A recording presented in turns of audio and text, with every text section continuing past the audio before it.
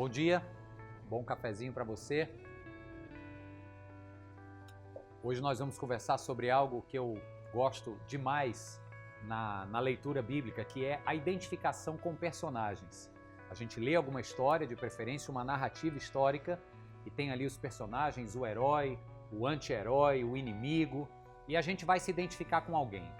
Agora, recentemente eu fazendo a minha leitura aqui do livro de Êxodo, nós temos conversado sobre o livro de Êxodo, eu me deparei me identificando não com o herói, mas com o inimigo da história, o próprio Faraó.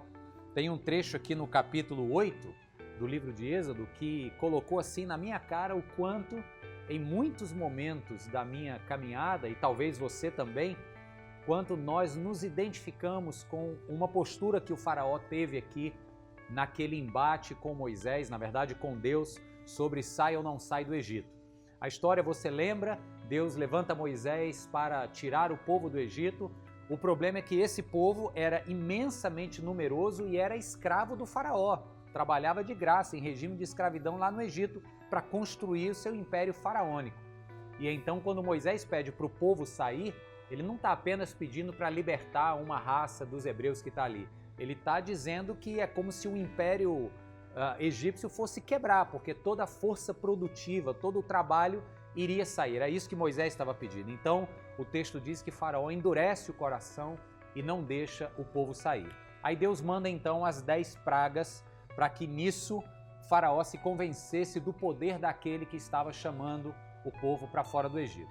No relato da segunda praga, olha o que acontece. Diz que Deus manda então rãs, sapinho, e aquilo infesta a terra, cria um transtorno para a agricultura, para as casas. Diz que as rãs estavam dentro de casa, em cima das camas, dentro das roupas. A vida se tornou insuportável.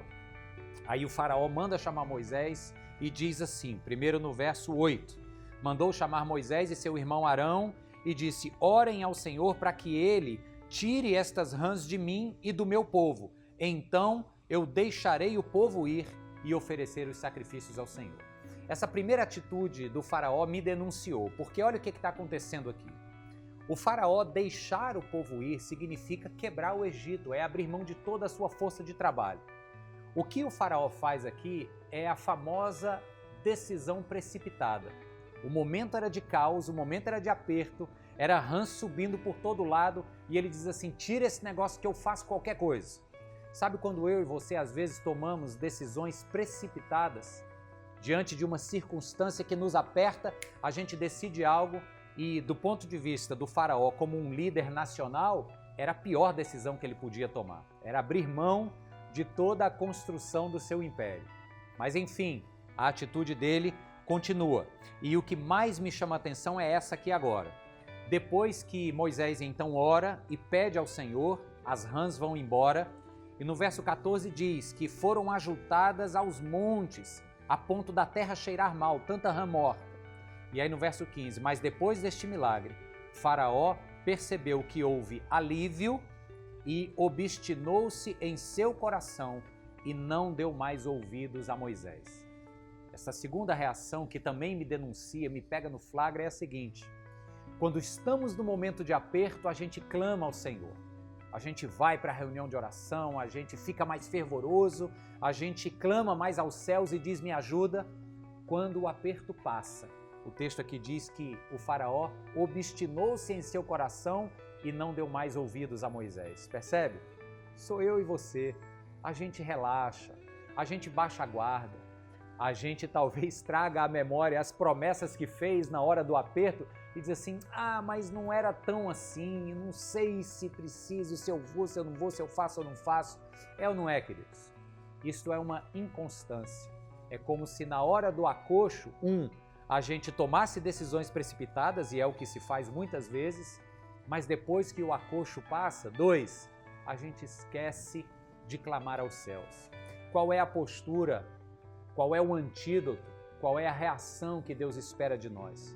É que quando os problemas vão embora, quando Deus nos livra das rãs que invadem o nosso dia a dia e nos causam tanta dor de cabeça, não podemos nos esquecer dele. Ao contrário, precisamos nutrir uma intensa gratidão a ele.